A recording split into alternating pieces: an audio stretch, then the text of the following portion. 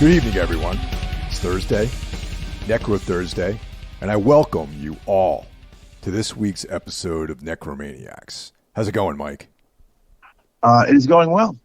As Mike just said, it is Thursday, Necro Thursday, and you're listening to the your very own Necromaniacs podcast. I am doing well. It's Monday when we're recording this, Martin Luther King Day. Nice to get that extra day off, huh? Yeah. I didn't realize I had the day off until like Friday of last week, and I was like pretty stoked that I had a 3-day weekend coming up. You know?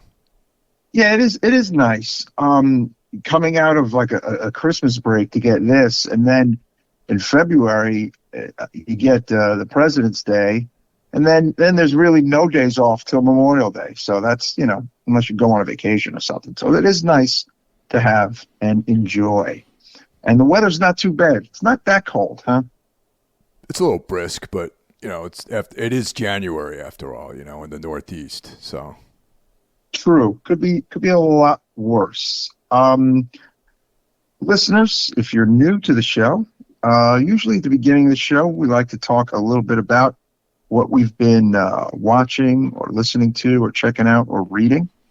And in that spirit, Mike, what have you been up to? What have you been checking out? Well, saw some really cool stuff. Some of it's controversial, because there's been a lot of uproar about this one movie that I saw last Friday. And of course, I'm talking about Skinamarink. I think that's how you pronounce it. Well, it's going by one of two, Skinamarink or Skinamarink. Okay. I think guys, either one is acceptable. Choose your own adventure with this pronunciation, I guess. Okay, because it's kind of irrelevant anyway. True. So this, I figured I'd catch it in its most likely very brief theatrical run. So I caught it at the AMC over here in Edison, and I caught the last show of Friday night. And when I bought my tickets online, I noticed I was the only person in the theater. And but when I got there, there was I would say about 6 people besides me, a couple of dates, and everyone had pretty much bailed by about 10 minutes into the movie, except for this one dude who was sound asleep, like at the end of the film, like when it was time to go. Why even go? That's what I'm saying, man. It's like, oh, let's go to a movie. Oh yeah, let's see this weird experimental film that like is 1 hour and 40 minutes long. Like, it's on you, man. It's not it's not. What do you want from me, man? You take a chance, and this is what you get. Maybe, he was under the influence, or maybe like he had seen another movie beforehand and was on a movie tear, and he was, just a tired ass person. But that is weird to fall asleep that early into a movie. It's harder to do that these days, because I've done that before, where I've paid to see one movie, then I like snuck into another one, and watched 2 or 3 movies in a night. But nowadays, you buy your seat. So you might be taking someone else's seat, That is true. Yeah. The good old days of like you bought a ticket, you sat anywhere, you kind of, those days, depending on what theater it is, are kind of over. I guess you're right. Yeah, the AMC is like pretty, you get like a seat number, But a lot of chatter about this one, right? Yeah, I mean, it seems there's some people who've outright hated it, like really hated it, thought it was ridiculous and pointless, and what did I just see, and blah, waste of time. Then there are people who enjoyed it and thought it actually was quite terrifying and quite scary. Now, I have seen the short from which it is based on by the same director, which can basically only be seen currently on YouTube. It is called Heck, H-E-C-K. It is a short film. It is about 20 minutes, 20 and change. I enjoyed the short. I must say. right. It fucking scared the shit out of me. Let me cut in real quick here. So that short that we watched about a month ago, that was Heck. Mhm. Okay. All right. So I saw Yes. that too then. I did see that. Yeah. That's the same director as Skinamarink. And apparently, it builds upon, the rough basis of the story. The short is one child, a young boy with a missing mother. The full length, Skinamarink, is two children with missing parents, and it's way more than 20 minutes. It's an hour and 40 minutes, Mike. Yes. It's very long. Yeah. Long. And then there are people who did see the short and saw the movie, that this should have stayed as short. It didn't need to be this long. So, I'm intrigued. I want to see the film. So. Yeah, it's hard to say. All right, there's only probably about 5 people that I know that I would recommend this movie to. I wouldn't recommend it to everyone, but if you like David Lynch's early shorts, right? If you like The Begotten, okay, experimental film, and if you are a fan of, say, Thomas Ligotti or something like that, his fiction, this movie is for you. All right. Okay. And that's it. If you're not into any of that stuff, if you you don't want to watch like an hour and 40-minute experimental film, sit this one out. No harm, no foul. I'm just giving you guys a breakdown of what you're in for, But I would like to know, is it a scary film, yes or no? Was it, Oh yeah. Does it have scares? From minute one till the very last moment of the movie, I was like, it just has this sinister uneasiness to it, And there's some definitely chilling parts. But like I said, it's more of like this creeping, like internal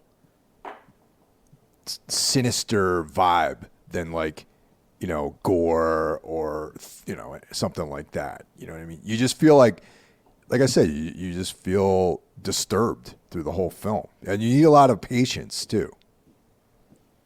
Yeah. The short isn't even that much of an easy watch. It's you got to kind of be vested in it, and I was definitely a bit disturbed by it, and there was one scene in particular that I won't spoil that was kind of fucked up, and to me it has a very chilling ending that was like, whoa, it makes you kind of think. But yeah, I would recommend perhaps seeing the short Heck first on YouTube.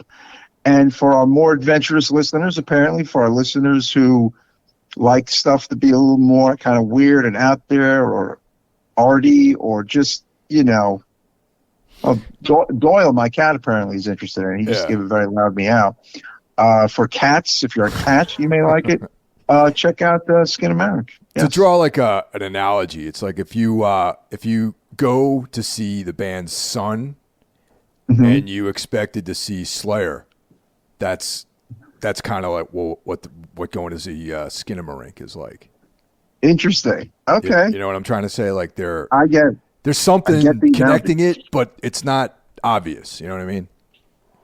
So I saw that. I just saw this movie called The Righteous that Brandon talked about on his episode of Horror Wolf a couple weeks ago, and it's on. I saw it on the Arrow app, and it was pretty awesome. It was great. It was really, really interesting. Very, very much right along the lines of the stuff that I like. A lot of dialogue, Southern Gothic. It's black and white, like a lot of kind of characterization and monologues and things like that. But that was very good.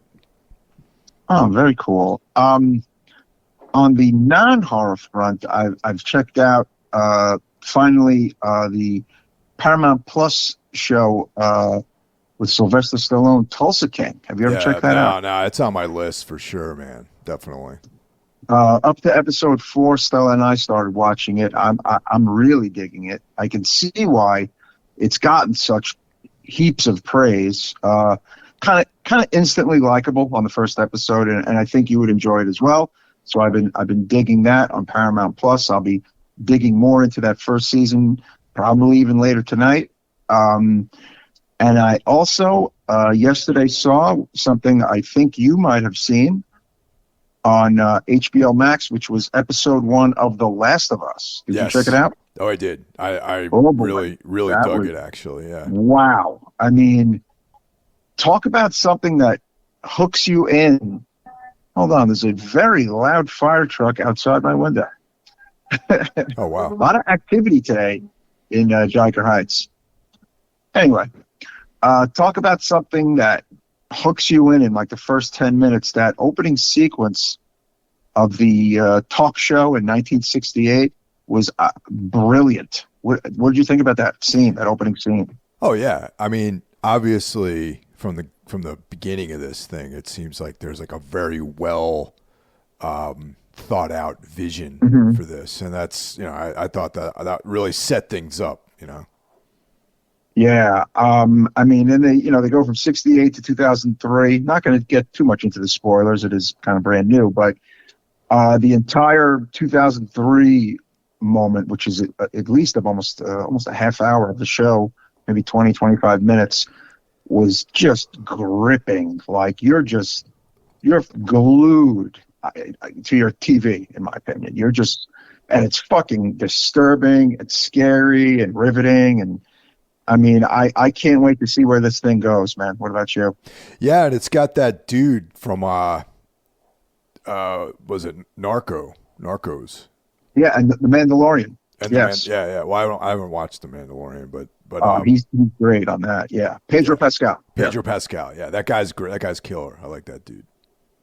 And it's from the people who directed the miniseries, the award-winning miniseries Chernobyl on HBO. So yes, almost a horror series, almost. Yeah, I mean that was dark as fuck. I mean, I can almost see the style from that kind of, definitely in the beginning part, of The Last of Us. I am not a gamer. I don't play video games. I am going into this as a clean slate, and I think I think that's kind of a good thing. If I was too obsessed with the game, maybe I'd be nitpicking things. But since I don't know about the game, this is all brand new fun territory. So yeah, man, I can't wait to see where this thing goes. I may even give it a second watch, actually, because I really want to kind of hone in on the stuff that was taking place in 2023. So it's probably a good idea. I'm definitely looking forward to the rest of this. Yeah, no spoilers yet. Just came out, but highly recommended from the Necromaniacs. The Last of Us on HBO Max. Tonight, Mike, we are covering, I guess, what is among the first batch of brand new output for 2023.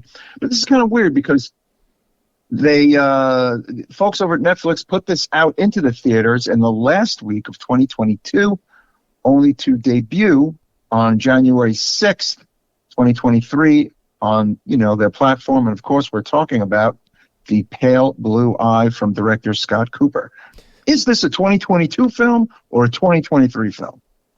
I don't know, but all I do know is that before we get started, I started shouting out our brothers in the horsemen of the podcasting apocalypse, but I want to give our propers to the rest of the crew before we get rolling. So I agree. Yeah. I agree. So before I mentioned Brandon, and he comes at you guys on Monday with Horror Wolf 666, and he's got old school, new school, luminaries, up and comers, all within the horror genre.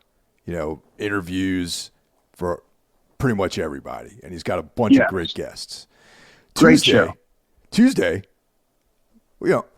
normally on Tuesday, we would see Jackie Smith giving us into the necrosphere, but my man's still MIA, man. We're missing him. Yeah, still, we miss you. Soaking up the rays, man, and he's got to come back and start, I need my Tuesday fix of extreme metal. You know what I mean? Mm-hmm. Yeah.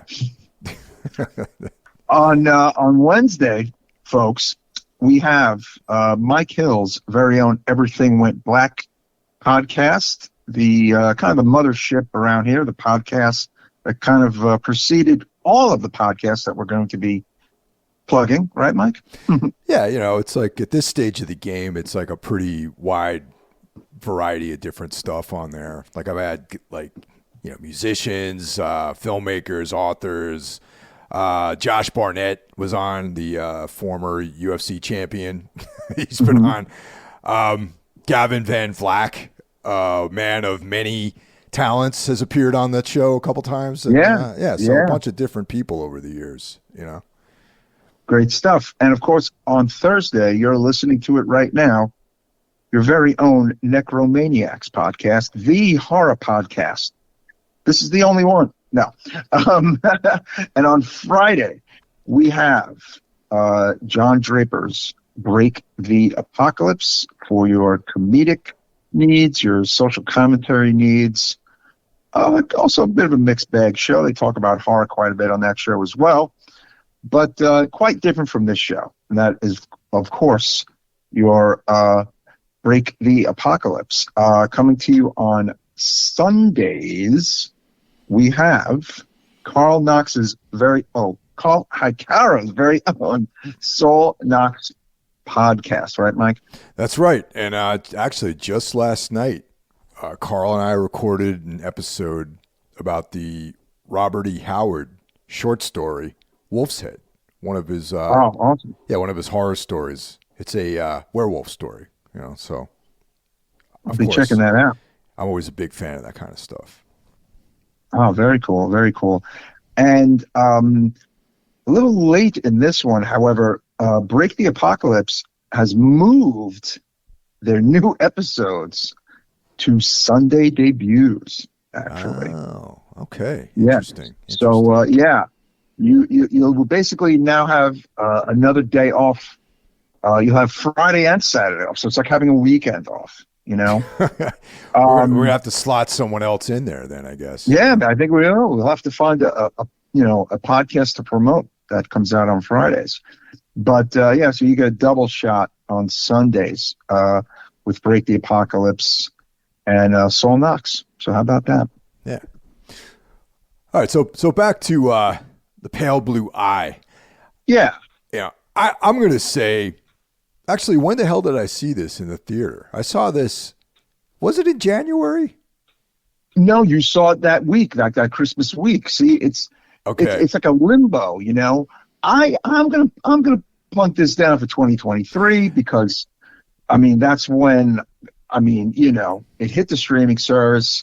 The physical media will be out in 2023. So, it would be a qualifier for me for 2023. Although released in theaters December 23rd, 2022.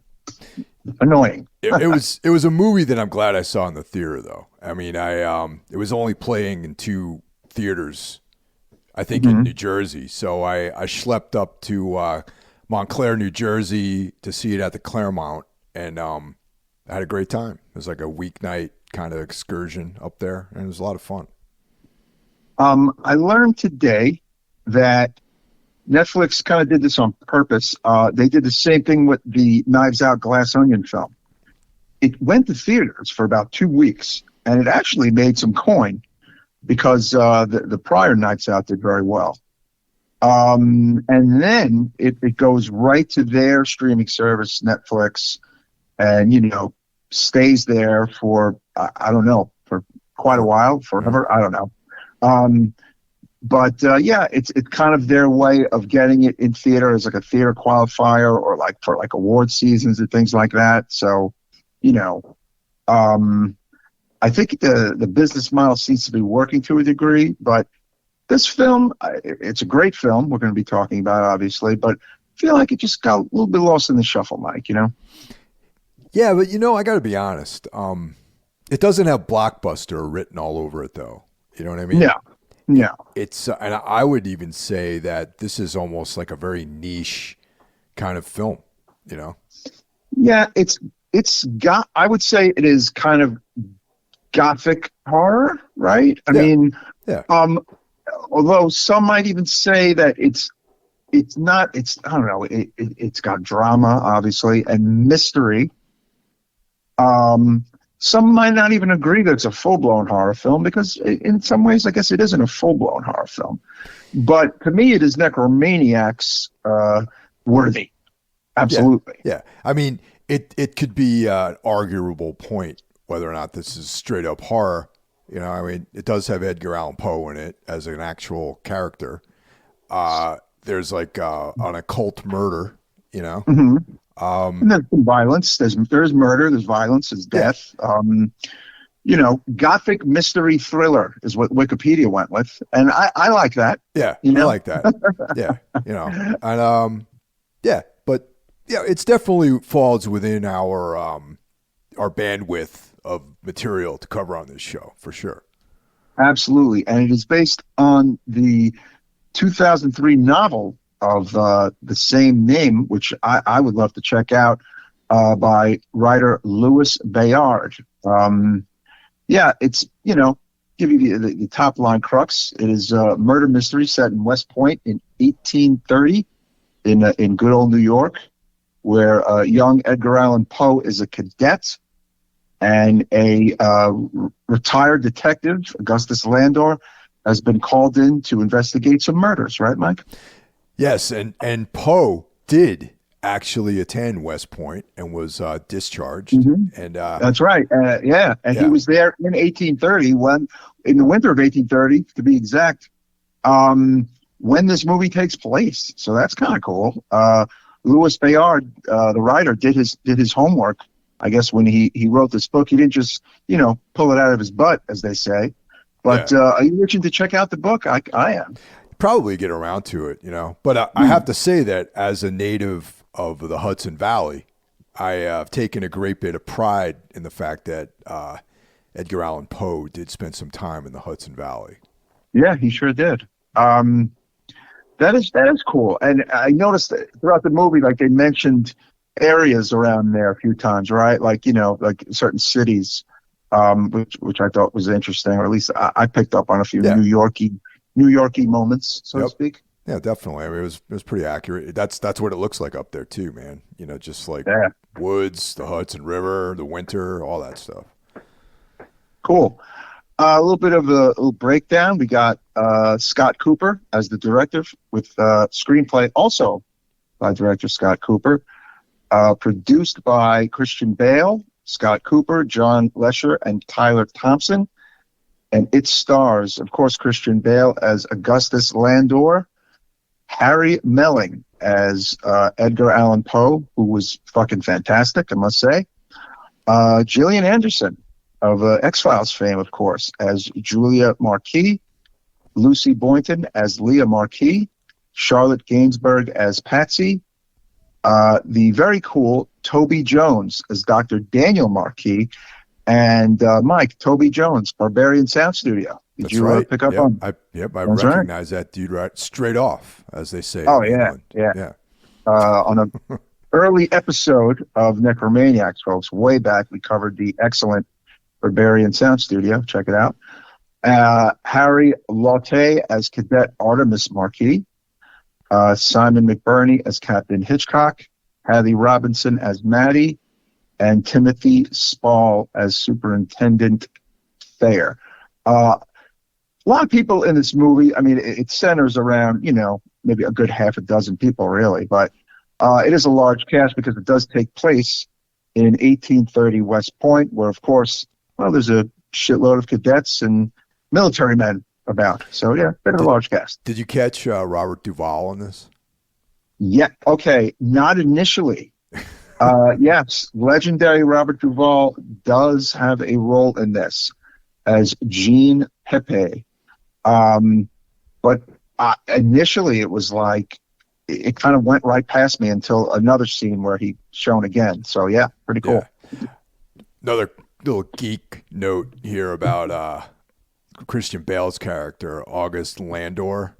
There's a story by Poe called Landor's Cottage. Okay. And it's funny in some of the dialogue, they talk about a cottager, and they refer to him as like, oh, well, aren't you a cottager to Landor? Yes, So that's right. I was just like, oh, haha, like very clever, but Wow. yeah, I don't know. That's just like Yeah. one of those things. It's, you know, it, I wish I knew more about Edgar. Like I know, some knowledge of Edgar Allan Poe, but I wish I knew more because I have a funny feeling it might be like loaded with a little more Easter eggs, perhaps in this movie and in the book. What do you think? Yeah, I mean, I have, you can buy like, complete Edgar Allan Poe volumes, and I've read the lion's share of most of his work. Ralph is actually Ralph Schmidt is a scholar on Edgar Allan Poe. Oh, very cool. Yeah, that dude knows. He's like the man when it comes to Poe. Oh, I'd like to hear his thoughts on the film. That would be cool. I'm not sure if he's seen it yet, but yeah. Right. He's over in Europe. But yeah, I mean, straight away, Mike and I enjoyed this film, and obviously, and we wanted to share our thoughts on it and cover it on the old podcast. What did you think of Bale's performance? Like, I mean, listeners, this movie has gotten some praise at some places, but in other places, it's kind of gotten like savaged, which is a bit of a head scratcher for me. I don't know. Well, I'm going to tell you that I haven't really read a whole lot about it. I saw the film, for my take on it, and the reasons why I liked it is probably the reasons why a lot of people don't like it. You know what I mean? Mm-hmm. I like that old-timey colloquial speech patterns that they use, and and that probably turned off a lot of people, Could be. And look, this is another good winter film, right, Mike? I think this makes for excellent viewing for right now, January, February, March, this time of year. And, I think it was put out at the right time of year. But as Mike said earlier, it's not a blockbuster film. It's kind of a smaller, quieter film. Mike, am I using the right terminology? Yeah. I mean, it's basically part of it is a procedural in some ways. Where there's a lot of collecting of evidence. There's some kind of analytics of the crime scene. Speculation about what's going on, interviews with people, a lot of dialogue. You know what I mean? And, there aren't any sword fights or, car chases or fucking explosions or anything like that. You know what I'm trying to say? It's like, it's not, it's like a very moody, contemplative film, Mm-hmm. It's a Gothic mystery period piece, and if you can't hang with that, then chances are you really might not be able to hang with the movie. Yeah. If you're a Poe fan, I think it's probably an automatic checkout. If you're a Christian Bale fan, it's like an automatic checkout. I mean, he's among my favorite modern day actors. So I honestly, when there is a new film released with him in it, the odds of me seeing it is generally pretty high. Same. When I heard the basis of this film, I was like, "Fuck yeah, I want to see this movie." Yeah, same. I mean, I'm a fan of his. I recently saw this GQ on the GQ YouTube channel. Like, he was talking about all of his roles, and he talked about working on this film, and of course, like that he's like a really intense guy. You know what I mean? Just in general, and I appreciate his work. And you would never guess that he's Welsh. You know what I mean? He just seems like whatever character he's playing. You know what I mean? Like he's either, you think he's American, you think he's like a Brit, or he's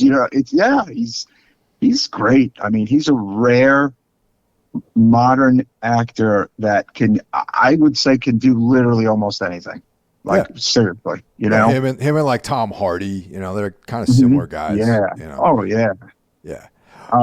You give them any script, maybe not slapstick comedy, but who knows? Maybe he could do slapstick comedy. Who the fuck knows? I would be surprised if he would do well in comedy, honestly. Hey, there are laughs in American Psycho, but it's a different kind of laughs, I guess. But it's, that movie shows his range, if you really think about it. It shows quite a bit of range. Yeah. Harry Melling, though, as much as I thought Bale was great in this film, I don't know much about this guy. I know that he was in what was he in, Twilight or something like that, or Harry Potter, right? Harry Potter. He's in 5 Harry Potter films as Dudley Dursley when he was a younger man. Yeah, not familiar with that. No, franchise. Me neither. Never seen those films. So he's brand new for me, and I think that he really is the star of this fucking movie, if you ask me, man. Yeah, he's got, even though he's been in the business a while, I think this guy's got quite a future ahead of him for these kind of real deal serious roles. He is 33, but he made most of his bones in those Harry Potter films and known for his younger days acting. But yeah, he kind of really knocks it out of the park, as they say. I thought he was fucking fantastic. Yeah, and being a fan of Poe, similar to my love for H.P. Lovecraft's fiction, when I saw Lovecraft being treated seriously, I got very emotional about that. Similarly, with Poe, like seeing someone portray Edgar Allan Poe this way, with the care to really deliver a great performance, I was like, man, this is I'm just enjoying him, listening to his dialogue, really, Yeah. Gillian Anderson plays a very interesting role as Julia Marquis, the doctor, Marquis' wife, the doctor played by Toby Jones, as you said before. She's just, it's weird to see her as like a basically creepy older woman. Yeah, definitely. Yeah. I have the biggest crush on her for many years, and beautiful woman. But it's like you almost don't even know it's her for a minute there, right? Well, Gillian Anderson is still a beautiful woman. You know what I mean? But they definitely, presented her more matronly in this in this film. Yeah, for the role, absolutely. Yeah. I just really kind of enjoyed being in this 1830 West Point world. You know what I'm saying? And I think the director, Scott Cooper, who has done several films already with Christian Bale, and directed the excellent 2015 film Black Mass about the Whitey Bulger Boston mob, which I'd like to see that again. Yeah, that was a good one. He has several films under his belt: Crazy Heart, Out of the Furnace, Hostels. Mike, you've seen some of these films, correct? I've seen Out of the Furnace, and it was fantastic. Modern Southern Gothic low-life crime story. No, you know what I'm saying? It's like there's like a certain feel of you got these kind of low-life crime, poverty, depression kind of trailer park movies. That's kind of what that's like. Oh, nice. Yeah, I definitely want to check that out. Yeah. As far as how much we want to get into the murders and stuff, I would really like to urge the listeners to check it out and not spoil a ton. This movie has one ending and then a second ending. Mike, would you agree? Yeah, I don't want to spoil the ending because there's a twist, and I didn't actually see it coming. So me neither. Me neither, actually. Yeah. So I want anyone out there, for sure, definitely see this. If what we're talking about so far is interesting to you, definitely go out and watch it, because it's on Netflix, man. So it's right there. Yeah. I would say the percentage of our listeners that probably that at the base have Netflix and maybe Shudder together is probably quite large. Yeah. But what was interesting was I noticed when the as they say, the killer was caught and the case was wrapped up, I saw that there was still 30 minutes left in the movie. Because when you hit pause on Netflix, right. it shows you how much more is left. And I went, uh-oh, wait a minute. This movie the killer has not been caught. Yeah, see, I saw it in the theater for the first time, so I had no idea like where we were at. I thought, okay, we're probably going to be out of here soon, and then and it moves on, But so yeah, my experience was a little bit more immersive, so I wasn't aware of how much time was left. Right. Well, the movie it's a 128-minute movie, so it's a 2-hour movie. So I guess literally right at about the 90-minute and change mark, where you think everything is kind of wrapped in a nice bow.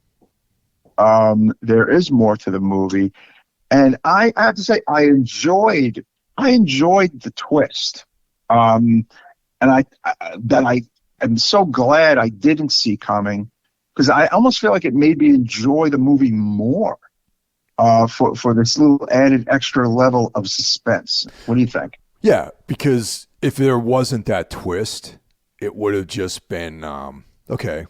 This all makes sense. We got the capers solved, done deal, right? And then also there's like a very, very intense personal scene between Poe and Landor, which that it hinges on the twist in the movie, and it was like a touching scene, I thought. And let's talk about Bale's character a little bit too, because I mean, he's an investigator. But he's like a haunted man, and this plays pretty heavily into the whole narration, the whole narrative of this movie. Yes, he's an alcoholic, and he's a retired detective who was asked by the military to investigate the hanging of this cadet named Leroy Fry, who apparently was he was not just hung, he was also like his corpse was kind of violated because they ripped his heart out as well. It's got like this added twist to it, and of course the thoughts of black magic and rituals kind of come to the forefront as another cadet is found also hung but with his genitals removed. Yeah. So there's some sinister shit at play. Yeah, there's some ritual murder. Landor's out there living in his cottage. Get it? Landor's cottage. It's funny that they actually, I don't know. I'm spending way too much time talking about that, but I got a kick out of that actually. Yeah. Oh yeah. But yeah. Anyway, continue. But there's some stuff that's gone on in Landor's life where he has a daughter, and she has left. Okay. Yeah. And we don't know why. We don't know why she's not there. Okay. And that weighs heavily on him. And that comes up when he's in his initial interview with the military guys at the academy.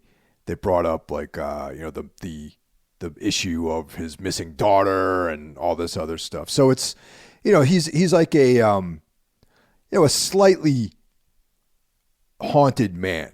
Definitely. Yeah. So, and also the military acknowledges that he has a drinking problem, because when he sits down to get the lowdown on what's going on, they ask him if he wants coffee, and he's like, no, I want beer.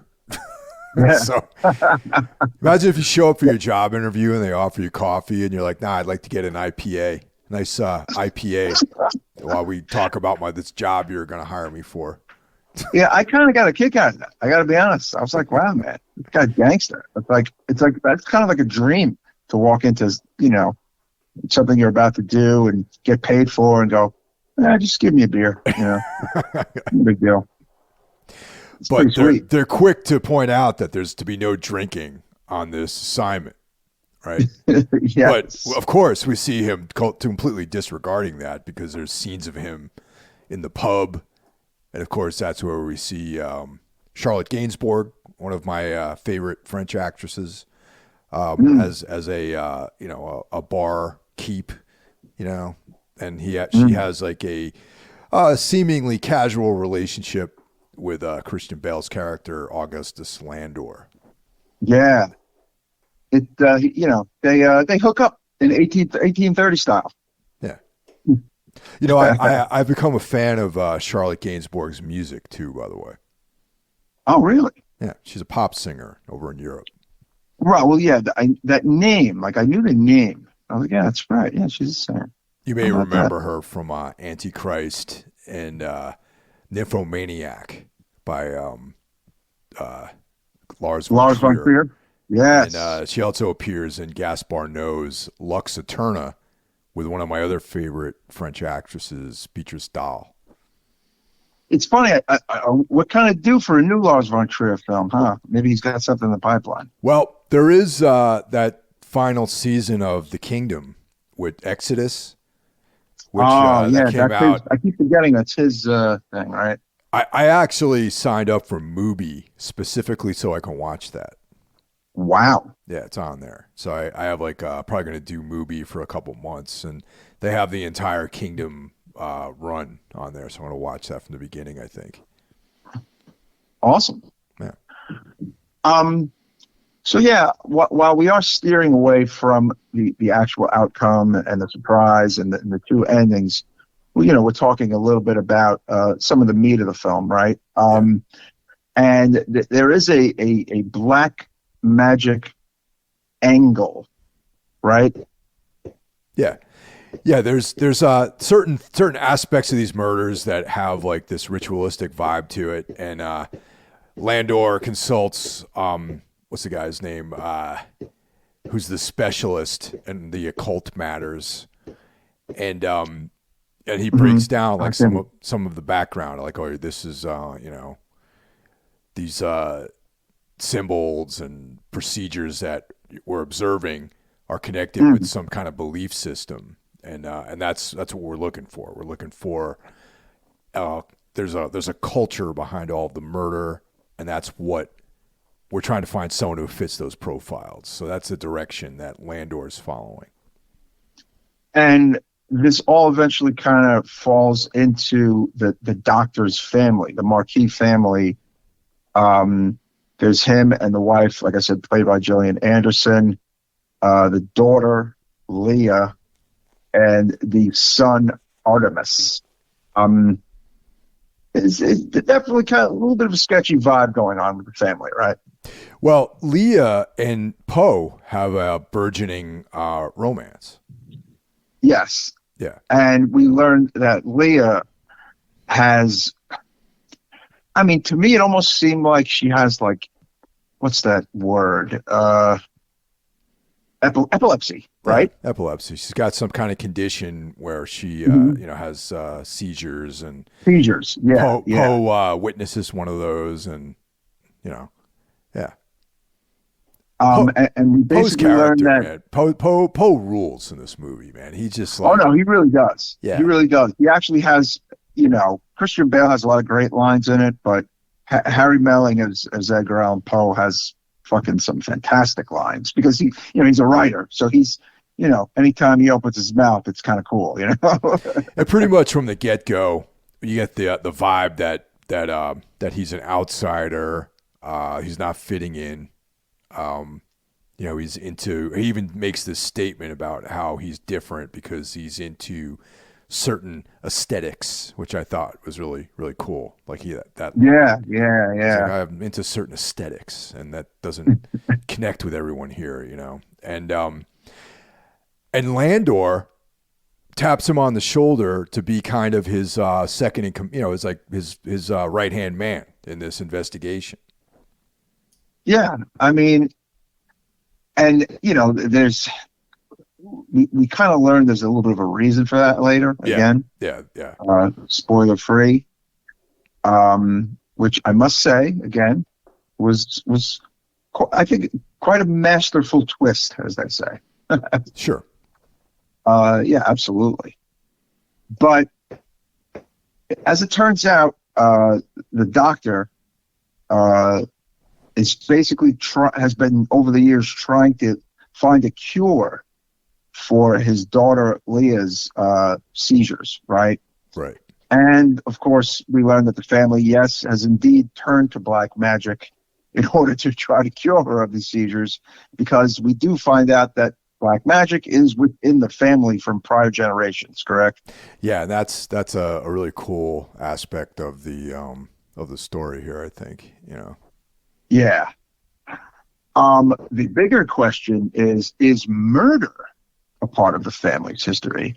And are these, is the family in fact murderers? Comes into play, right? Well, and also there's a suspicious eye being cast at Poe as well. Right. Yes. Yes. Because we learned that each of the cadets, sure enough, has in fact over the course of time had a run-in with Poe, including one of them where Poe threatened to kill one of them once. So it's like, some red herrings here, right? As they say, they're throwing out some breadcrumbs and putting some possible suspects out there. I mean, we have a couple of suspects to choose from, right? Yeah, and Poe is definitely, I mean, if you think about, it made me think about like the West Memphis 3 or something like that, where, you're in some redneck environment, and of course, if someone gets murdered, it's these weirdo like goth kid, like new metal goth kids that that are like, oh yeah, it's those guys over there, like hanging out, like sniffing glue and listening to Korn and stuff like that. Marilyn Manson, Blame it on Poe. He's goth. Poe. He's like this like morbid, artistic guy that isn't like everyone else, and so yeah, of course he's the guy who did the murders, But things are not what they seem, right? And is this family a bunch of satanic, occult, ritualistic killers, or are they not? We're going to leave that question unanswered for the listeners. But we will say that does become a part of the plot and comes into play. And like I said, there's a bit of a double ending, which, again, was quite enjoyable. I enjoyed everyone's performance. I don't think there were any weak links in the cast. Even Gillian Anderson, who's not in a lot of it, she's quite creepy. And I think she should perhaps be in more darker films. What do you think? Yeah. I mean, I think it looked like she was having a blast playing that character too. Yeah. Oh yeah. She was. It was like she was just really chewing the scenery, man. And it looked like she was having a lot of fun doing it. No, totally. But yeah, I mean, again, this is the first, or maybe the second of the newer batch of 2023-ish films that we're going to be covering. So yeah, even though we've really gone right out of the gate with spoilers for other movies, we're going to hone it in on this one, Yeah, I mean, this feels like it just came out. You know what I mean? I don't want to be like, oh yeah, well, this guy did it, with a knife, like. Thank you. Good night. He's the killer. Yeah, he's the killer. Exactly. Yeah. My mom does that to me all the time, actually, when she's like, I thought you saw this movie. And I'm like, no, Ma, I didn't see it. Thanks for ruining the entire thing for me. See, I've been, okay, after we've taped episodes, Mike, like I've thought about, certain moments of certain episodes, and I've been like, oh shit, like there are things I might have said or you might have said, and I'm like, oh fuck, maybe we shouldn't have done that. But I think maybe a good resolution for this show would be a little bit more mindful about some of our spoilers. Maybe we should structure the show in a way that we give people a heads up that, okay, I know we've tried to do that, but maybe on these newer movies, we should try a little bit harder to do that, I think. Yeah. I mean, when we cover a movie from the 70s or 80s, it's too fucking bad. All bets are off, man. If you didn't see vampires, that's on you, man. It's not my fault. That's on you. No. Yeah. But we'll always preface it with the spoilers verbal announcement, of course. But I kind of kid when I say that, because I realize there are quite a few movies from the 70s and 80s that maybe our listeners haven't seen. But anyway, I digress. I am giving Pale Blue Eye, a very, very solid 4 out of 5 on the Necromaniacs chart. What about you? I give it a 4.5, man. I probably, this is like, I mean, this is a personal thing for me, man. I just loved seeing Poe on screen, Mm-hmm. and I loved the dialogue, and I just remember going to the theater and sitting there, and I had my little cup of coffee and sitting in the dark by myself watching this movie and being completely just having the best time watching this movie. And I really, really enjoyed it. And it's not for Awesome. everyone, man. It's like I said, if you don't like a lot of dialogue, and you don't like, that old time vernacular, then maybe this isn't for you. But I love that kind of stuff. And I thought it was great. Me too. I definitely recommend it for the people who like thriller, mystery, gothic, winter set, old English kind of set movies. That's Right. definitely the wheelhouse. And I just thought this was a nice way to start off the year, as they say, with a movie like this. Also, I really, even though I love the Vincent Price, the Roger Corman, like Mask of the Red Death and The Pit and the Pendulum and like all those like really, kind of exploitation style adaptations of Poe's short stories. I'm kind of hoping that this might spur some revisitations to that material. Because I tell you what, man, I'd love to see someone do some of those movies. Oh no, absolutely. I mean, who knows? We may, depending, I think, on the success of the Fall of the House of Usher, which is coming out from Flanagan later this year. Oh, that's maybe right. We'll see, yeah. Maybe we will see more of that. Oh, I got to be honest, though. I don't know. I don't know what the setting of that is. I know it's Fall of the House of Usher. I know it's Flanagan. But is it? I don't know if it's set now. Is it set that? Like, you know what I'm saying? So you think that it might be set we'll in 2023 or something like that in the 21st I mean, century? I don't. Who knows? I mean, interesting question. I imagine it is set in the past. I imagine. Yeah, I mean, but, who knows? I mean, I wonder if period pieces are something that people like. I don't even know what people like. I mean, if you think about The Legend of Hill House, The Haunting of Hill House, Mm-hmm. and Bly Manor, Right. those are like gothic tales, Shirley Jackson's type stuff. I think there's an appetite for that, and I think that that people might be open to that kind of thing. Okay, so I had to look it up. Fall House of Usher, upcoming horror drama, Mike Flanagan, Netflix, which I believe is his last thing for Netflix, because I believe he's going to Amazon now after this. Oh, wow. It wrapped July 9th, 2022, shot in Vancouver, Canada. Let's see. Again, I imagine it is old-timey, as they say. But who knows? I can't imagine it not being, like it's like set in like Chicago or LA or something like that. You know what I mean? Like I don't imagine that being good, really. I can't imagine that. But Carla Cugino, Mary McDonnell, Mark Hamill, Henry Thomas is back, Kate Siegel, a lot of the usual suspects for Flanagan. Do you think that if he hadn't cast Kate Siegel in that there would be trouble at the household? Oh, he'd be in big trouble, mister. Yes.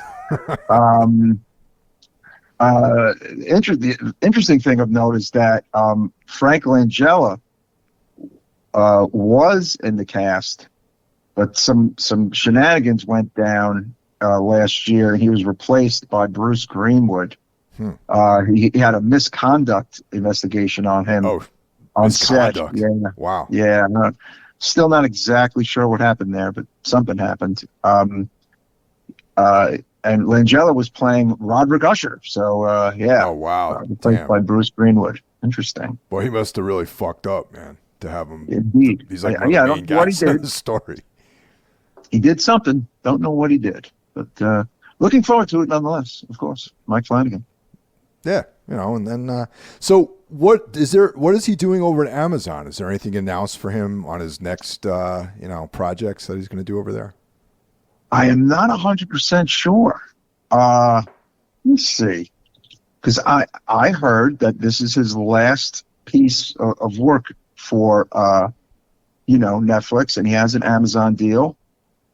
December 1st, Mike Flanagan moved to Amazon as Netflix deal comes to an end. Well, his deal came to an end. I think he had a several, picture, quote unquote, deal, and maybe it didn't get renewed. Maybe there's a money issue, but Amazon snapped him up. Yeah. Interesting. Okay. Yeah. Well, that's it. Yes, indeed. Thank you all for checking us out week after week. We appreciate the support. If you could, please, if you're a listener over at iTunes on Apple, leave us a review. If you're on Instagram, please follow us, Necromaniacs Podcast. Right, Mike? That's right. And we appreciate everyone who already follows us on Instagram and sends us messages and shares our stuff. And we are also on the old-timey Facebook for you old-timey people. Right, Mike? Do people still use Facebook? Yeah, definitely. I mean, I think so. Maybe not as much as they used to. Our Instagram page is a bit more lively. Yeah. But yes, I would say people of a certain age do still use Facebook. Yeah, I mean, I go on there every now and then. I mean, mainly just to post stuff, and like Messenger. Like a lot of people exclusively communicate with me on Instagram Messenger. But yeah, Instagram Messenger and Facebook Messenger are great ways to keep in touch with anybody, really. But I think overall, we here at Necromaniacs get more action on the Instagram page. So it is what it is. All right. Indeed. All righty. We hope you enjoyed this episode. We hope you will check out The Pale Blue Eye on Netflix. And we will see you next week. Take care, everyone. You're mine when you're bleeding, divine to the end. Bid adieu to your breathing, no more pretend.